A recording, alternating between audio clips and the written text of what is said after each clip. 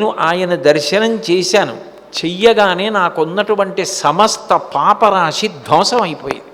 ఎందుకని అంటే కలియుగంలో కలిపురుషుడి యొక్క లక్షణం ఏమిటంటే పాప ప్రచోదనం చేస్తాడు.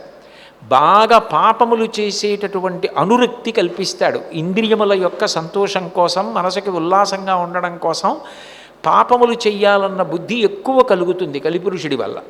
పూర్వకాలంలో అయితే, మిగిలిన యుగాల్లో అయితే రాక్షస సంహారం చేయడం శ్రీ మహావిష్ణువుకి తేలిక. ఎందుకంటే రాక్షసులకు ఒక ఉపాధి ఉండేది.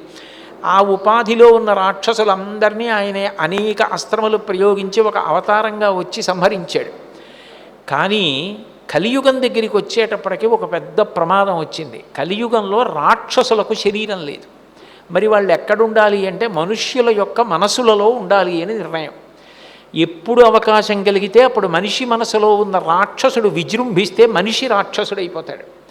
అంటే ఇప్పుడు ఆ యుగాన్ని సృష్టించిన వాడు ఈశ్వరుడే.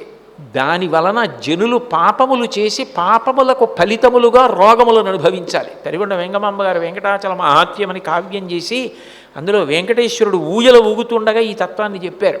కలియుగంబున ప్రజలు పాపకర్మంబులనరించి తత్ఫలితంబుగా రోగములు కలగ వెరచి నన్ను పేర్కొనుచు పలుమొరల్ పెట్టునప్పుడు అంటాడు వెంకటేశ్వరుడు.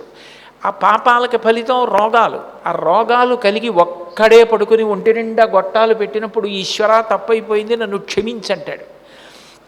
అనుగ్రహించడం కోసం వచ్చాడు తప్ప ఎంతమందిని చంపేస్తాడు? మనుష్యుల యొక్క మనసుల్లో రాక్షసులు ఉంటే ఇప్పుడు ఆ రాక్షసుణ్ణి సంహరించాలంటే మనిషిని చంపేయాలి. అందుకని మనిషిని సంహరించకూడదు. అది సర్వోత్కృష్టమైనటువంటి శరీరం. ఈశ్వర సృష్టిలోనే మనుష్య శరీరం లాంటి శరీరం లేదు.